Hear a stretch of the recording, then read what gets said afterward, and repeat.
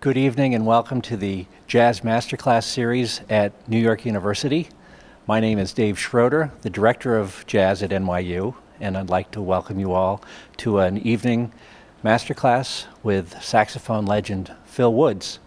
Tonight's masterclass will include commentary by Gary Giddens, jazz critic, author, performance by Phil, and a masterclass interaction between Phil and a variety of jazz students from around New York City's jazz schools. We'd like to begin with an overview of Phil Woods' life by the great jazz critic, author of his new book, Weatherbird on Oxford, Mr. Gary Giddens.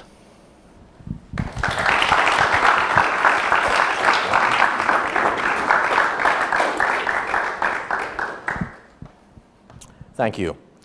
This is my tap dancing moment here. And in the past when I've done it, the guest musician's always been way out there. But Phil is right here, so chime in if I get anything wrong here. Oh, I will. All right, I know you will.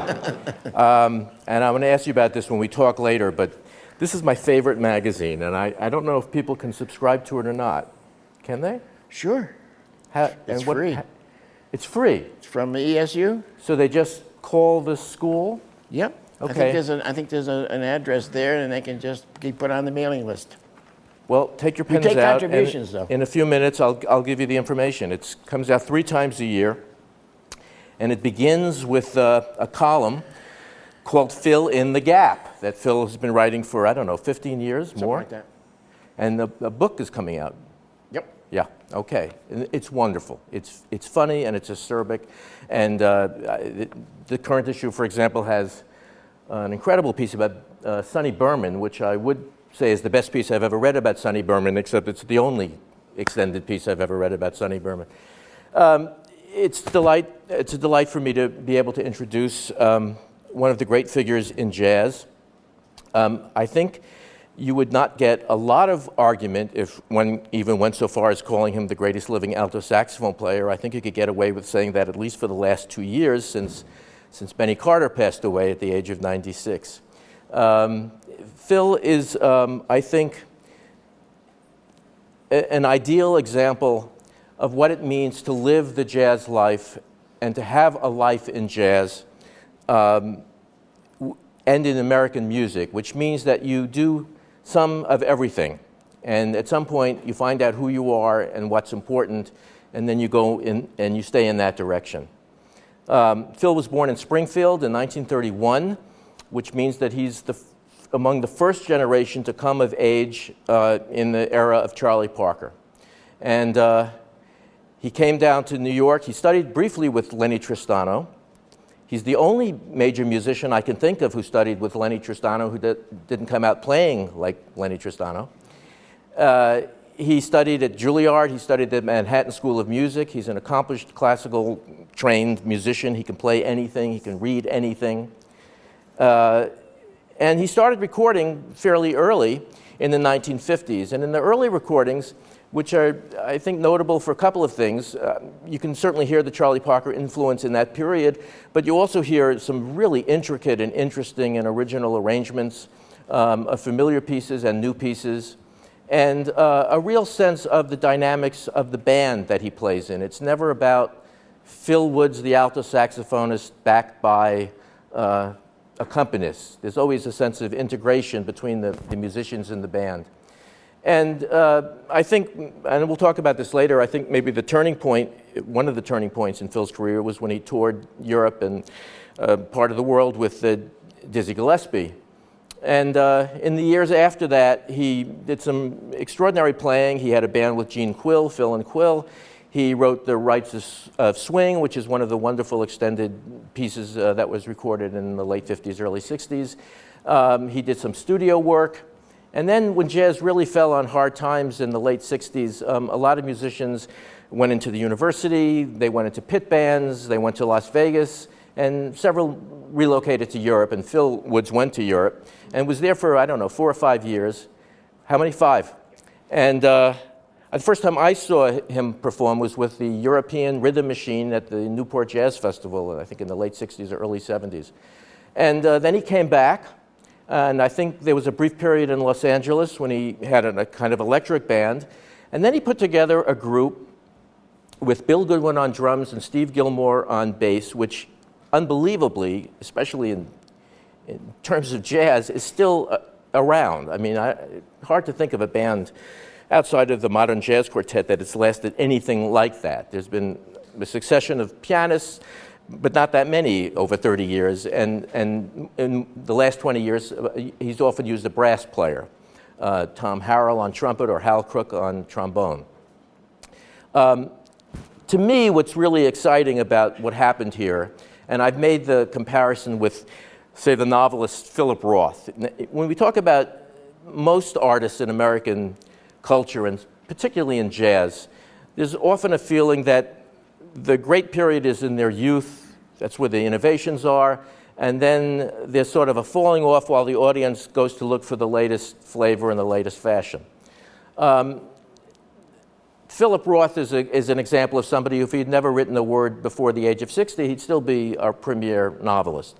And to me, Phil Woods really becomes a major figure in a different way when he comes back to this country in the early 70s and starts this band.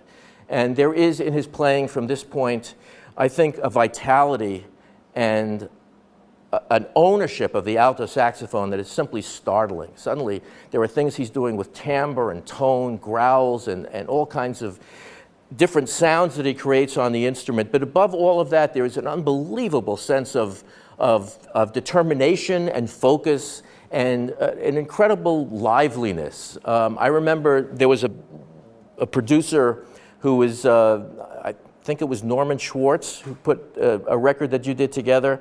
And there was a live date, and it was just, you know, there were moments when you thought he was going to just blow the saxophone apart. And this is unusual because he was already, you know, an accomplished player with a serious history behind him and a serious career and a lot of recordings, and was a very well-known figure. And I think throughout the 70s and 80s and 90s, as the LPs came out and then the CDs, you have this sense of this musician who knows exactly who he is and who just keeps getting better. He becomes a more powerful ballad player. He becomes a more exciting interpreter of standards, which he has not only mastered, but he's contributed in a way to the standard book by doing a lot of instrumentals that come from the jazz world, and also as a tune writer. He's written some wonderful tunes, including a trinity of pieces about Charlie Parker, Benny Carter, and Johnny Hodges, each one capturing something elemental about that artist. I think that you never hear him in more exciting circumstances than when he's on stage with peers beyond his own group. He's made extraordinary recordings with all kinds of great figures in jazz. I specifically treasure memories of seeing him with Benny Carter. Two great musicians from two different generations, and they just brought something out in each other that was extremely moving and inspiring, I think, to them, as well as to those of us who had the privilege to hear it. He's also unbelievable in a jam session. There's nobody, when George Wein does one of those thematic concerts and a lot of soloists come out, there's nobody that you want to see on the stage more than Phil Woods, because you just know he's going to bring back, he's going to like light a match. If there was any dullness, he's going to dispel it.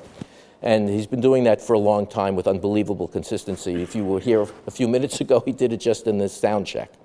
I think that something else important to say about him is that I mentioned earlier that in the early recordings you can hear the influence of Charlie Parker. But at some point, it becomes so assimilated that it becomes a platform from which the personality of Phil Woods emerges. Louis Armstrong famously said that jazz is only what you are. And I remember talking to Benny Carter once about style, and he said basically it's you master your instrument, you master your music, and then whoever you are will come out, and that's your style. It's not something that you deliberately or consciously go after. I can't imagine that anybody would confuse Phil Woods in a blindfold test today. He simply sounds like nobody else playing the alto saxophone. And it's that individuality and that electrifying quality that you feel that this is a musician who really has lived in jazz for a long time and is in complete control of what he can do and of what this music can do. I also want to underscore the fact that one of the things that's so extraordinary about his band is that they really are bands. They really are integrated. It must be a thrill for anybody who plays in this group, because he gives so much space to the other musicians in the band, because everyone in the band is essential to the total sound, because they all contribute arrangements and pieces. It really is a kind of cooperative. For many years now, he's been living in the Delaware Water Gap, and there's been a music festival he's involved in, and education, which he will talk about later. I think I just want to say that here is somebody who started out being a musician who was influenced and has now become very influential. Not just the musicians who pass through his band, but musicians all over the world who hear him and take inspiration from him, not only for the specifics of the way he plays, but for his integrity and for his complete honesty and for the way he makes jazz as an art and won't accept anything less. So it's an honor for me to introduce him. Great figure in jazz, Phil Woods. Thank